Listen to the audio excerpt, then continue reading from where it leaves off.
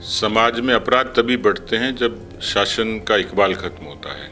और इसलिए केवल जालोर की एक घटना नहीं है, आज फिर जयपुर में एक घटना हुई है। उससे पहले प्रदेश के अनेक हिस्सों में इस तरह की घटना हुई। तो जो लोक कल्याण का भरोसा देने वाली कोई भी सरकार होती है वो सबसे पहले जन सुरक्षा का भरोसा देती है। ये सरकार अशोक गहलोत के गृह मंत्री काल में जन सुरक्षा का भरोसा देने में नाकामयाब भी हुई है। और जो आज अपराधों की फहरिस्त बढ़ी है उसने राजस्थान को लगभग अपराधों की राजधानी बना दिया। राजस्थान एक किस्म से अपराध मुक्त था, एक ऐसी छवि थी राजस्थान की जहां इस तरीके की उद्वेलित करने वाली घटनाएं नहीं होती थी। दूसरा पक्ष सामाजिक है, मुझे लगता है कुछ सामाजिक पहलू भी है, लेकिन ये आंकड़े चौंकाते हैं कि प्रतिदिन 18 महिलाओं के साथ बलात्कार, 7 हत्याएं, ये केवल सामाजिक विकृति नहीं है, ये शासन के इकबाल के कमजोर होने का सबूत भी है। ऐसा लगता है कि अपराधी बेखौफ हो गए, उन पर सरकार का, पुलिस का, प्रशासन का इस तरीके का भय नहीं है, कोई प्रश्न खड़ा नहीं होता। ये अलग बात है कि पार्टी का आलाकमान मौके पर क्या निर्णय करता है, क्योंकि आज मैं सामान्य कार्यकर्ता की तरह ये दावा नहीं कर सकता कि ये मेरी ही क्षेत्र है, मुझे ही मैं क्लेम करूंगा। पार्टी मुझे जो निर्देश देगी वो करूंगा, लेकिन मेरी चॉइस आमिर है। नमस्कार, आप देख रहे हैं द फैक्ट इंडिया और मैं हूं आपके साथ इंदु राठौड़। राजस्थान में इस वक्त सियासी माहौल कुछ ठीक नहीं है, क्योंकि लगातार राजस्थान की सियासत को लेकर कोई ना कोई बड़ा मुद्दा सामने आ रहा है। तो आज हमारे साथ मौजूद हैं डॉक्टर सतीश पूनिया, जो बीजेपी प्रदेशाध्यक्ष हैं, जिनसे आज हम राजस्थान की जो राजनीति है उसके हर पहलू को बारीकी से समझेंगे। तो सर, मेरा पहला सवाल आपसे ये है कि जालौर का जो मुद्दा है, जालौर में एक दलित छात्र की हत्या कर दी जाती है, तो क्या सरकार का फेलियर है? देखिए, पहला पक्ष तो सरकार का ही है, दूसरा पक्ष समाज का है। समाज में अपराध तभी बढ़ते हैं जब शासन का इकबाल खत्म होता है। और इसलिए केवल जालोर की एक घटना नहीं है, आज फिर जयपुर में एक घटना हुई है। उससे पहले प्रदेश के अनेक हिस्सों में इस तरह की घटना हुई। तो जो लोक कल्याण का भरोसा देने वाली कोई भी सरकार होती है वो सबसे पहले जन सुरक्षा का भरोसा देती है। ये सरकार अशोक गहलोत के गृह मंत्री काल में जन सुरक्षा का भरोसा देने में नाकामयाब भी हुई है। और जो आज अपराधों की फहरिस्त बढ़ी है उसने राजस्थान को लगभग अपराधों की राजधानी बना दिया। राजस्थान एक किस्म से अपराध मुक्त था, एक ऐसी छवि थी राजस्थान की जहां इस तरीके की उद्वेलित करने वाली घटनाएं नहीं होती थी। दूसरा पक्ष सामाजिक है, मुझे लगता है कुछ सामाजिक पहलू भी है, लेकिन ये आंकड़े चौंकाते हैं कि प्रतिदिन 18 महिलाओं के साथ बलात्कार, 7 हत्याएं, ये केवल सामाजिक विकृति नहीं है, ये शासन के इकबाल के कमजोर होने का सबूत भी है। और सर, अभी अलवर से मामला सामने आया है कि अलवर में एक व्यक्ति के साथ मॉब लिंचिंग का मामला सामने आया है, तो ऐसे में राजस्थान की जो छवि थी वो धूमिल हो रही है।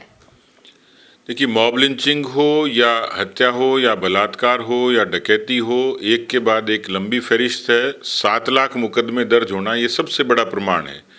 कहते मुख्यमंत्री जरूर हैं कि उसमें 47% फेक हैं या हमने फ्री FIR की, लेकिन कहीं न कहीं कोई न कोई अपराध का धुआं जरूर होगा जिसके कारण वो FIR में तब्दील हुआ। और इसलिए ऐसा लगता है कि अपराधी बेखौफ हो गए, उन पर सरकार का, पुलिस का, प्रशासन का इस तरीके का भय नहीं है। और इसलिए अपराध करके जब लोग बचते होंगे तो मुझे लगता है इसके पीछे पृष्ठभूमि में राजनीतिक संरक्षण एक बड़ा कारण हो सकता है। जिस तरीके से कुर्सी बचाने के लिए उन्होंने दूसरे दलों से सहयोग लिया, इंडिपेंडेंट से सहयोग लिया, अपने पार्टी के भीतर भी जो उनका अंतर्कलह था उसमें पार्टी के भीतर भी मैंडेट को बनाए रखने के लिए उन्होंने जो यत्न किए, उसका बड़ा कारण ये है कि उस राजनीतिक संरक्षण के चलते पुलिस में जो दखलंदाजी हुई उसका कारण है कि अपराध लगातार बढ़ते जा रहे हैं। जी सर, अगर राजस्थान के चुनाव की बात करें, क्योंकि राजस्थान में आगामी समय में विधानसभा चुनाव है, ऐसे में बीजेपी की इस बार क्या रणनीति है? देखिए, 90 के बाद में राजस्थान में चुनाव का परिणाम जनधारणा से बदला है। और एक सामान्य सी धारणा है कि एक बार बीजेपी आएगी, एक बार कांग्रेस आएगी। वो जो पब्लिक परसेप्शन है वो बीजेपी के पक्ष में इस बार। दूसरा कारक होता है एंटी इनकम्बेंसी, यानी सत्ता के जब गलतियां करता है शासन तो उसके खिलाफ एक आक्रोश होता है। आज राजस्थान में किसान कर्जा माफी, बेरोजगारी, भ्रष्टाचार, कानून व्यवस्था, ये तमाम मुद्दे जिसके कारण राजस्थान की जनता में एक स्वाभाविक जन आक्रोश है। और वो इस बार पहले की बनिस्बत ज़्यादा है। तीसरा पक्ष है कि पिछली बार जब कांग्रेस आई थी तो लोगों ने कांग्रेस को स्वीकारा नहीं था, बीजेपी को नकारा नहीं था। केवल 0.5% का फर्क था। कांग्रेस आई तो बाय डिफॉल्ट आई। एक बूथ पे 3 वोटों का अंतर था, यानी 1.5 लाख मत हमें और मिलते तो हम सरकार बना लेते। कांग्रेस को दूसरी तरफ देखेंगे, जब वो सत्ता से बाहर होती है तो मोटे तौर पर उसकी दुर्गति होती है। एक बार उनकी 56 सीटें आई, एक बार वो 21 में सिमट गए। यानी उनको जब सत्ता से बाहर जनता करती है तो उनको पूरे तरीके से सत्ता से बाहर करके उनको धरातल से भी बाहर कर देती है। पिछली बार हो सकता है हमारे यहाँ कुछ मैनेजमेंट की, कुछ कैंपेन की ये कमियां रही होंगी, हमने उससे सबक भी सीखा है। लेकिन सरकार में आने के लिए और परिणाम के लिए हम अपनी तीसरी खूबी पे जाते हैं। मैं इसमें परसेप्शन पे नहीं जा रहा, मैं इस पे एंटी इनकम्बेंसी पे नहीं जा रहा। हमारी कोशिश ये है कि हम राजनीतिक तौर पर भी और संगठनात्मक तौर भी संगठन को धरातल पर इतना मजबूत कर दें कि उसकी ताकत के बूते पर हम लोग जब आज नीचे बूथों तक पहुँचे हैं तो वो हमारी अपनी ताकत में इजाफा कर रहा है। स्वाभाविक तौर पर वही कारक जो हैं वो बीजेपी को सत्ता में लाने में कामयाब होंगे।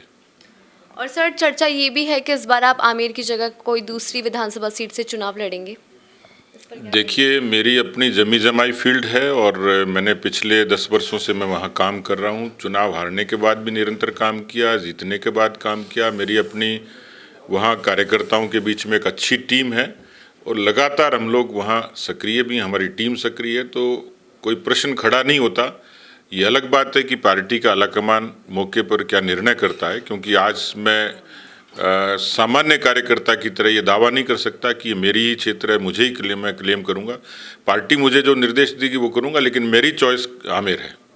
जी सर, एक मुख्यमंत्री के चेहरे को लेकर बीजेपी में असमंजस की स्थिति है और लोग भी जानना चाहेंगे कि बीजेपी इस बार मुख्यमंत्री का चेहरा किसको रखती है।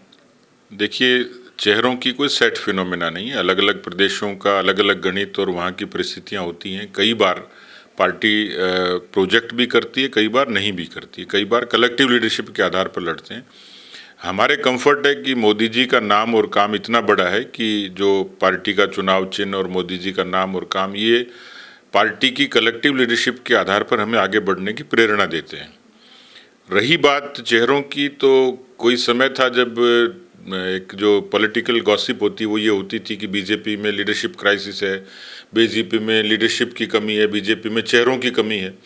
आज मीडिया, सोशल मीडिया या आम जन के बीच में दर्जनों लोगों की जब चर्चा आती है तो ये प्रूव करती है कि बीजेपी के पास में अच्छी लीडरशिप है, अलग अलग तरीके की लीडरशिप है। भौगोलिक और सामाजिक रूप से राजस्थान के प्रतिनिधित्व करने की क्षमता वाले लोग हैं। तो इसलिए चेहरा कौन होगा इसका फैसला पार्टी का पार्लियामेंट्री बोर्ड करेगा। उसमें कहीं किसी तरीके से भेद नहीं है, पार्टी जिसको चाहेगी। लेकिन अभी हमारी प्राथमिकता है 2023 में कांग्रेस को सत्ता से बाहर करें, बीजेपी को बहुमत के साथ सत्ता पर काबिज करें। उसके बाद पार्टी जिसको तय करेगी हम सब लोग उसको स्वीकार करेंगे और आगे बढ़ेंगे। और सर, गुजरात क्योंकि नरेंद्र मोदी जी और अमित शाह का गढ़ रहा है, तो वहाँ पर कांग्रेस अभी सेंध लगा रही है। इसी के साथ आम आदमी पार्टी है, वो भी पूरी तैयारी कर रही है। तो इस बार दोहरा जो परेशानी है वो बीजेपी के लिए होने वाला है, क्योंकि पिछली बार 182 में से सिर्फ बीजेपी 99 सीट लेके आती है, जबकि पहला जो आंकड़ा था वो था 116 का। तो इस बार क्या दोहरे मार रहेगी? तो फिर देखिए, मुझे लगता है कि कांग्रेस की स्थिति तो अब लगभग वो जो स्लोगन है कांग्रेस मुक्त भारत की तरफ बढ़ ही रही है, क्योंकि राजस्थान और छत्तीसगढ़ 2 प्रदेश बचे हैं और मुझे लगता है 2023 में भी हो जाएगा। गुजरात, मध्य प्रदेश और राजस्थान में किसी तीसरे दल को, किसी तीसरे विचार को, किसी तीसरे राजनीतिक संगठन को कभी स्पेस मिला नहीं है, क्योंकि यहाँ की जनता देश के मुद्दों पर वोट करती है, पर्सनालिटी पे वोट करती है, परफॉर्मेंस पे वोट करती है। और इस लिहाज से चुनाव में वोटों का प्रतिशत और सीटों की संख्या ये ऊपर नीचे हो सकती है, लेकिन अल्टीमेटली जो परिणाम है वो बीजेपी के पक्ष में ही होगा। और अभी मैं कह सकता हूँ कि गुजरात में जो माहौल अभी है केंद्र सरकार की परफॉर्मेंस के बाद और पार्टी ने जिस तरीके से वहाँ धरातल पर काम किया है, वहाँ किसी दूसरे दल को भी अब मुझे लगता है अस्तित्व का संकट होगा। बीजेपी बहुत अच्छे बहुमत के साथ गुजरात में सरकार बनाएगी और गुजरात में सरकार बनने के बाद एक देशव्यापी जो इम्पैक्ट आएगा उसका असर राजस्थान पे भी होगा। और सर कांग्रेस ने अशोक गहलोत को सीनियर ऑब्जर्वर नियुक्त किया है गुजरात के लिए और आज सीएम अशोक गहलोत भी गुजरात दौरे पर हैं, तो क्या कांग्रेस की जो छवि है गुजरात में वो बदलेगी? वो तो पिछली बार भी वहीं थे, तो मतलब किसी टीम के कोच थे लेकिन सफलता मिली नहीं। अभी भी वो गए हैं, लेकिन मुझे लगता नहीं कि राजस्थान का फ्रस्ट्रेशन जरूर वहाँ निकाल सकते हैं, पर मुझे परिणाम के बारे में आशंका है कि अशोक जी के होते हुए भी वहाँ उनको कोई सफलता मिलेगी। जी सर, आखिरी सवाल और बहुत महत्वपूर्ण सवाल जो राजस्थान की जनता आज पूछ रही है वो ये कि अगर 2022 की बात करें तो अभी तक 2022 से अभी तक राजस्थान में 85 से ज़्यादा बार इंटरनेट बंद हो चुका है, यानी लोगों का जो राइट्स है उसको कहीं ना कहीं लोगों की राइट्स के साथ खिलवाड़ किया जा रहा है। इस पर आप क्या कहना चाहेंगे? ये तो कांग्रेस का एक कमज़ोर सी कवायद है कि इंटरनेट को बंद करके यहाँ की कानून व्यवस्था को दुरुस्त कर लेंगे, लेकिन कांग्रेस के कथनी और करनी का फ़र्क साफ दिखता है कि जब आतंकवादियों से और लड़ाई के दौरान कश्मीर में इंटरनेट बंद होता था तो यही राहुल गांधी जी, यही अशोक गहलोत जी इंटरनेट बंदी की और विरोध करते थे, मुखालफत करते थे। आज वो सामान्य सी घटना में, यानी आमेर में किसी रिसोर्ट में उनके विधायक राज्यसभा के चुनाव में रुकते हैं तो इंटरनेट बंद हो जाता है।